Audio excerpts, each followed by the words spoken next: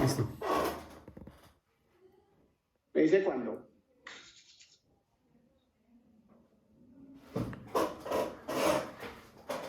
Ya ahí.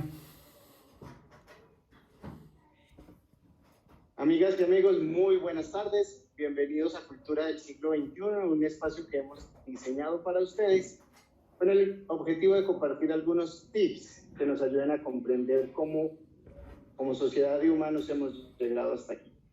Hoy nos acompaña Fernando Mora y Juan Antonio Jiménez, quienes van a compartir con nosotros parte de sus aprendizajes referente a la cultura del siglo XXI. Bienvenido, Juan, bienvenido, Fernando.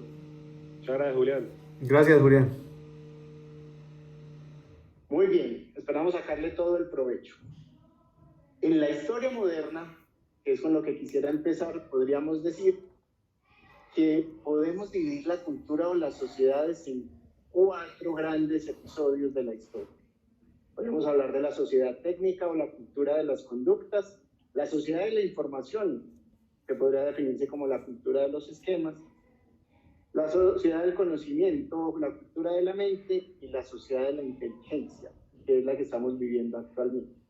Hoy, en este pequeño espacio, queremos concentrarnos en la sociedad de la técnica y para eso Juan Antonio nos va a compartir un poco los antecedentes históricos que han marcado esta etapa de la sociedad moderna. Dale, Juan. Bueno, muchas gracias, Julián.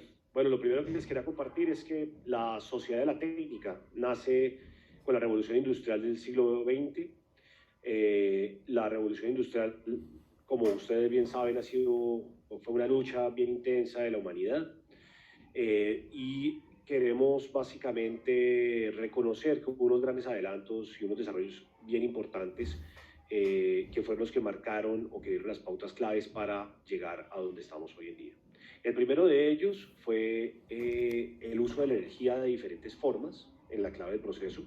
La energía del motor a vapor que reemplaza a las minas, a las minas en las minas, a los caballos de una manera más barata y eficiente.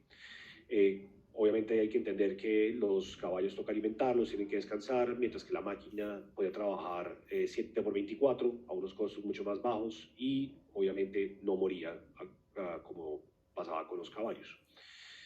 Hubo también otros adelantos en el siglo XX, como uno introducido por James Watt, que introduce el concepto de caballo de fuerza y los watts de energía. Se hace importante en el desarrollo del tren y el perfeccionamiento de ese motor a vapor que había sido puesto ya en funcionamiento, para que fuera ese motor a vapor mucho más eficiente y que cada giro que diera el motor se pudiese aprovechar más la energía para poder transportar cada vez más lejos y de una manera más eficiente esos vagones que iban a llevar el desarrollo a todos lados. Otro desarrollo importante fue un cambio en la industria textil, que era una industria muy pujante en su momento, y a través de un desarrollo de la técnica logra satisfacer la demanda que estaba estancada en un proceso, que era el proceso de hilar la materia prima.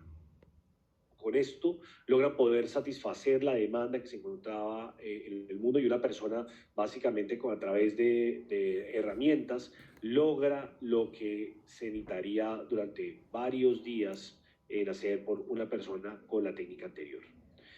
En el campo de la metalmecánica, que no se quedó atrás, y fue gran parte de lo que soportó el crecimiento. En la metalmecánica, también en la parte de hornos, también se hicieron unos grandes adelantos para poder aprovechar toda la energía y el calor que se utilizaba en los hornos. Esto hizo que todo el tema de infraestructura se pudiese llevar a cabo, toda la necesidad y suplir esa demanda de infraestructura que estaba siendo necesitada para poder generar más desarrollo, más vías férreas, más infraestructura, puentes. Y eso hizo básicamente que el siglo XX, la revolución industrial, nos llevara hasta donde nos ha podido llevar, y nos llevó básicamente hasta donde estamos hoy en día, y ese fue lo más reconocido de ese proceso de la sociedad de la técnica. Súper, Juan. Cuando te escucho podría concluir entonces que la sociedad de la técnica, desde el punto de vista industrial, arranca con la revolución industrial del siglo XX y que la mecanización es la gran protagonista de esta sociedad de la que estamos hablando hoy. Me gustaría, Fernando, que me contaras desde el punto de vista de la filosofía y la psicología, cuáles serían los criterios fundamentales que marcan la sociedad técnica. Bueno, pues nosotros cuando pasamos a la sociedad de la técnica, digamos que lo que hacemos es empezar a desarrollar algunas labores que antes hacíamos manualmente. Las empezamos a hacer con el uso de máquinas, especialmente con la energía que resulta de usar el vapor. Entonces, la invención del vapor es una digamos, es una técnica que que le permite a la humanidad dar el siguiente paso y lograr tener un mayor control y tener un mayor control de los procesos y ser más eficiente en esos procesos, abriendo un abanico de posibilidades. Esto es, digamos, lo que empieza a nosotros a diferenciarnos de los animales. Empezamos a diferenciarnos de los animales y a empezar a hacer algunas actividades más mecanizadas. Hay un ejemplo, hay un experimento que se hizo hace mucho tiempo con el pez espino en el cual, digamos que al pez espino, que es un pez que está en Europa, se le ponía un chip y ese chip pues rastreaba los movimientos del pez. Entonces resulta que el pez, los investigadores se dieron cuenta que él se movía en círculos, se movía en una circunferencia perfectamente delimitada. Entonces, pues eso llamó la atención y empezaron a hacer experimentos con otros peces y se dieron cuenta que siempre ese círculo era concéntrico a un elemento que estaba dentro del agua, entonces a una roca, a una planta, a algo fijo que estuviera ahí. Entonces ese pez de una manera mecanizada hacía todos sus movimientos. Y algo que descubrieron es que si usted removía la piedra que era la base del pez, el pez moría. O si removía el árbol, la planta que estaba debajo del agua, ese pez moría.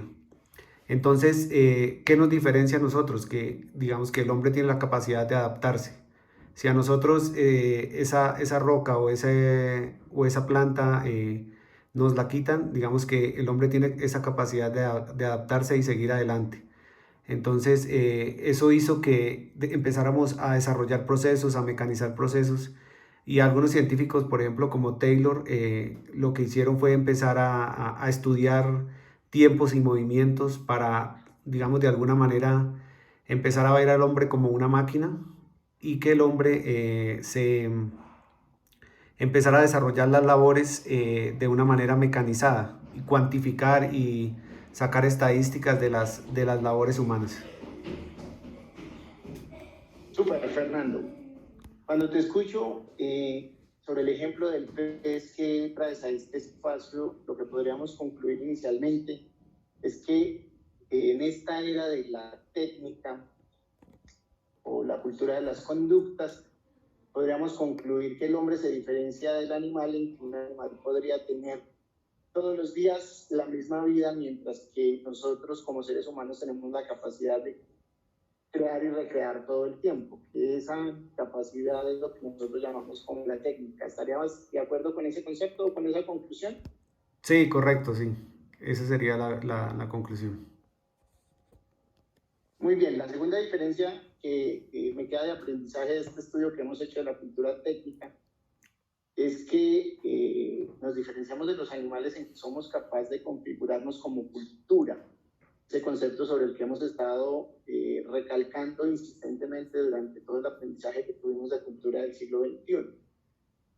Juan, ¿para ti qué es cultura? ¿Qué se quedó para ti como la definición más importante de cultura?